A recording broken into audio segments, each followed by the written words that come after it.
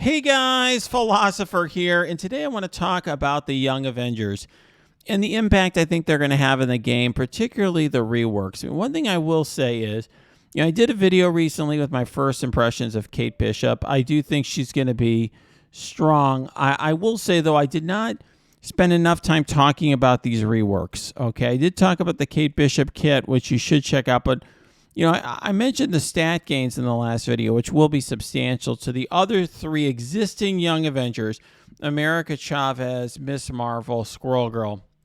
But the kits are really getting reworked as well, right? So America Chavez, for example, now reducing enemy drain, which I think will be huge for example, for countering the Infinity Watch. On spawn, filling speed bar by 25% for adjacent allies. This is going to work even outside of the team. At least that's how it reads. So you could imagine, putting her in between the Circe and Icarus, or putting her between, Cloak and Dagger, or whatever you're trying to accomplish. She could be a very useful standalone character.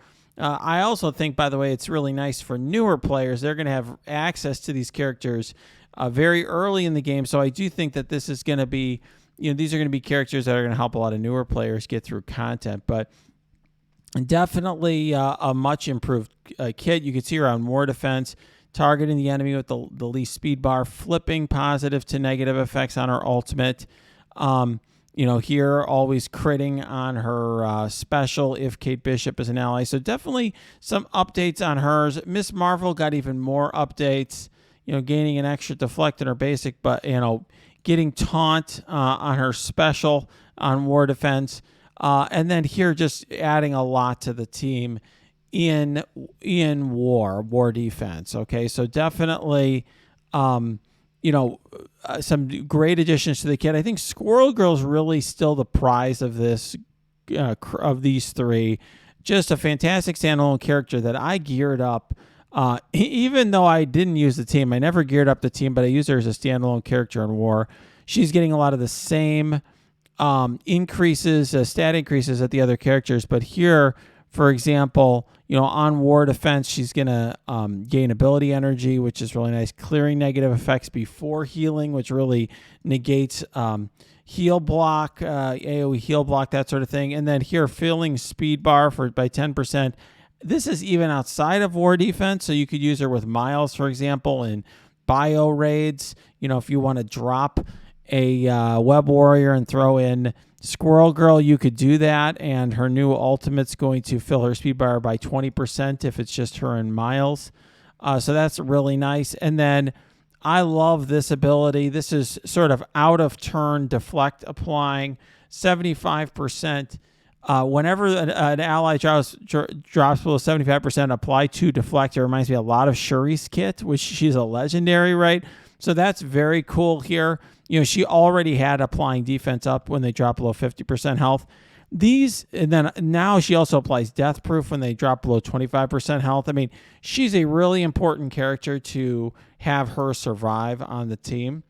And this out of turn, actions that she's taking are super powerful. Just like when we have out of turn attacks by Kestrel or Black Bolt, and those are powerful. This is similar because she's basically cutting in line. She doesn't wait for her turn, and she's really helping out your team.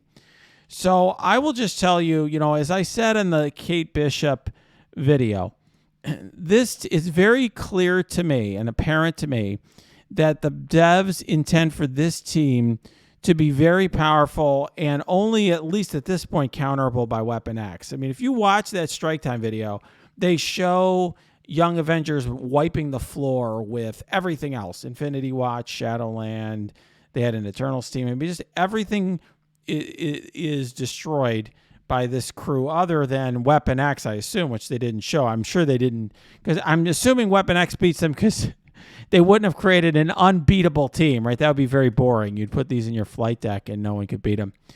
And as I said in the video, I do think this is a team that will only be a one. All it'll do is require a double tap. It's not going to be like Heroes for Hire where they refresh themselves and you beat your head against the wall. But I do think in high level war where if the other side has to double tap one of your defenses and basically has 24 losses, that means you lose the entire war. I think they're going to be super impactful. So I'm going to be bringing up this team. I'm going to actually show you this in the video right now. I'm going to bring up the team now. But a lot of people are asking me, should I invest in this team? Should I do it, philosopher? That's what I'm being told, being asked a lot. And here's what I would say.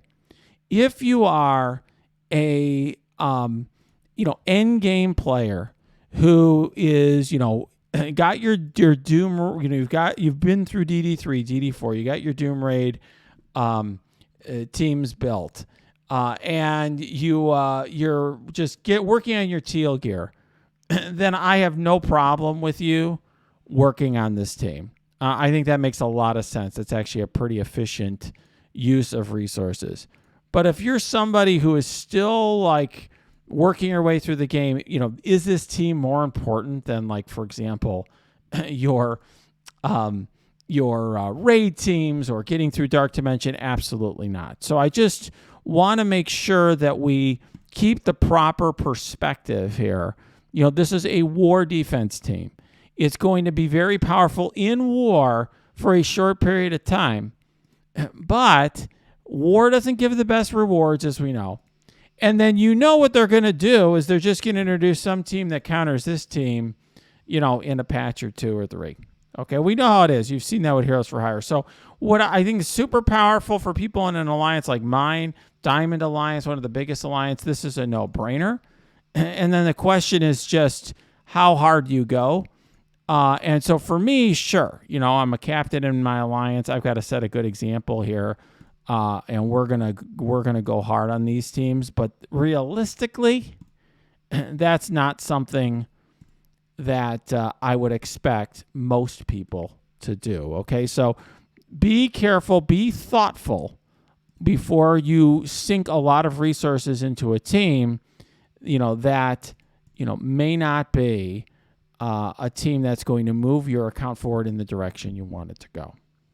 All right, guys, so that's my warning about war defenses. I warned everybody before Heroes for Hire. I said, look, do not go hard in this team. They're just going to introduce a counter soon.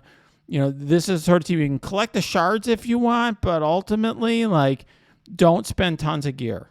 And I think for this team, what I would say is this. If you really care about war, which I do, and you are an endgame player, go all in on this team. That's great.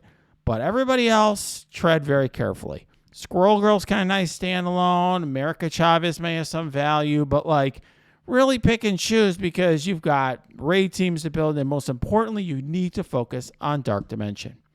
All right, guys, if you like this video, smash that like button. Subscribe to this channel.